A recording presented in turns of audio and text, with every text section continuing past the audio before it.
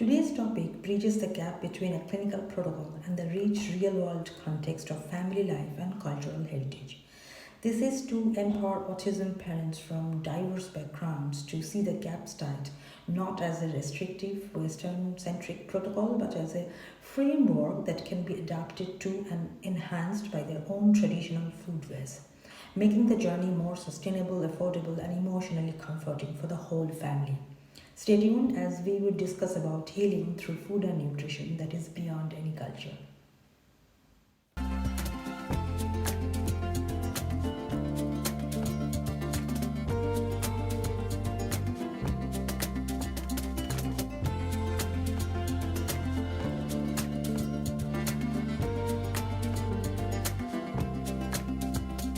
Hello, lovely parents. This is your dietitian and CGP Puja, and welcome back to my corner of the healing world.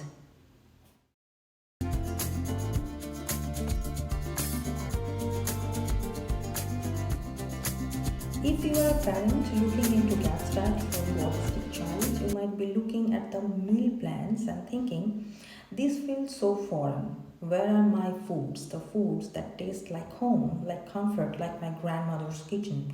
You might even worry that you have to abandon your culture, your heritage to heal your child's gut. What if I told you that that is totally opposite is true? That your traditional food wisdom is not a problem to be solved, but a secret superpower for making gaps more effective, more affordable, and more joyful? Today, we are bridging the gap between the GAPS protocol and the timeless wisdom of traditional cultural diets. Let's talk about why this works so well. First, there is that concept of bioregional eating. For generations, our ancestors ate what grew around them in its season. This means the foods from your cultural background are often perfectly suited to your family's genetic makeup. Your body may have a kind of nutritional memory for these foods. Second, traditional diets are inherently nose to tail and farm to table. These were built on principles of nutrient density and sustainability long before they became buzzwords. Think of slow simmered bone broths in Latin American caldos, fermented vegetables in Korean kimchi or German sauerkraut, and the use of organ meats in virtually every cuisine. GAPS isn't inventing something new, it's rediscovering these universal principles of gut health. So, how do we make this practical? Let's translate some common cultural dishes into the GAPS framework. Example 1, the Indian kitchen. That beloved pot of dal, lentil soup, is a fantastic start. On GAPS, we might need to delay the lentils until the gut is stronger or need to ferment that fast before consumption. But the tempering of spices like turmeric, cumin, asafoetida in ghee is a powerful gut healing practice. Focus on non-starchy GAPS legal vegetable curries like bottle gourd or pumpkin cooked in ghee or coconut oil and served with cauliflower rice instead of basmati. Example 2, the Latin American kitchen. Your caldo de pollo or res is meat broth. It's the very foundation of GAPS. You are already experts, embrace it. For texture and comfort, use shredded chicken from the broth and add well-cooked zucchini and carrots. Your escabeche, pickled vegetables, is a form of fermentation, a pillar of GAPS.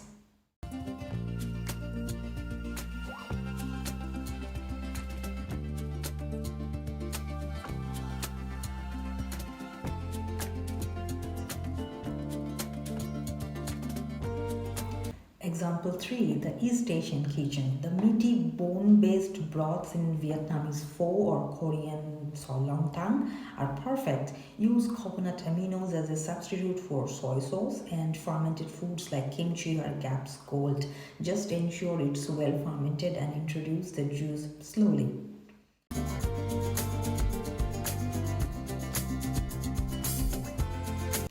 Example 4, the vegetarian household. This requires careful planning. The focus shifts to ghee, egg yolks, a fantastic fast food, avocado oil, and coconut oil for fats. Fermentation is the key here. Fermented cereals, pulses, dairies could save the game. Vegetable broths made from wide variety of GAPS, legal veggies, simmered for a long time, become your base. Fermented dairy, if tolerated, hard fermented cheese like yogurt, kefir are crucial for animal protein and probiotics.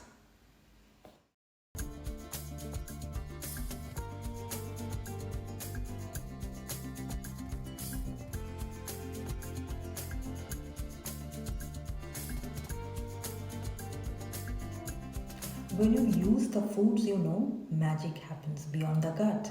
Food acceptance and comfort. The smells and flavors of home are neurologically comforting for an autistic child. Introducing a new texture is challenging enough. Introducing a completely foreign flavor and smell is a recipe for rejection. A gapsified version of a familiar stew is far more likely to be accepted than a strange new health food. Budget friendly and more options. Traditional diets were born into necessity and wisdom. They use the whole animal and seasonal local produce, which is almost always cheaper than exotic imported superfoods. Suddenly, your local market becomes your GAP's pantry, bursting with options. Easy cooking methods. You already have the knowledge. Your culture's techniques, slow, simmering, fermenting, stewing, using every part of the ingredient are the very techniques GAP's champions. You are not learning a new cooking language. You are just applying your fluency in a slightly different context. Now, let's be realistic about what to expect. The transition won't be perfect. It's a process, not a switch. You might not be able to replicate every single dish perfectly from day one. Start with the easy wins, like perfecting your cultural meat stock or stews. That's a huge victory. Dealing with family pressure. You might face questions from older relatives who don't understand the changes. Frame it positively. Instead of he can't have that, try I'm using grandma's soup recipe to help his tummy feel strong, just like she did for us. Involve them in process of making the broth or choosing the vegetables. Picky eating is still a factor. Even familiar foods might be refused initially due to texture sensitivities. Be patient. The comfort of the familiar flavor is your biggest ally here. Serve the food is the way your child prefers. Sometimes deconstructed, sometimes blended into a soup. Your family's food heritage is a gift. It's a roadmap filled with wisdom, flavor, and healing. Don't abandon it on this GAPS journey. Learn into it. You have the power to create a healing protocol that doesn't just fix the gut but also nourishes the spirit and connects your child to their roots. To help you get started, I have created a free guide, Adapting GAPS to Your Kitchen, a starter guide for multicultural families. It includes more specific food swaps and mindset tips. The link is in the description below. And if you feel you need a personalized roadmap that honors your unique culture, family dynamics, and your child's specific needs, that's exactly what I help parents create in my ultimate GAPS Kit Gut Restoration program. Book a free discovery call with me using the link in the description to see if you are a good fit. If this video opened your eyes to a new way of seeing GAPS, please give it a thumbs up and subscribe to the channel. I make new videos every week on how beneficial GAPS diet could be for autistic kids with traditional nutritional health approach and easy, sustainable, healthy living.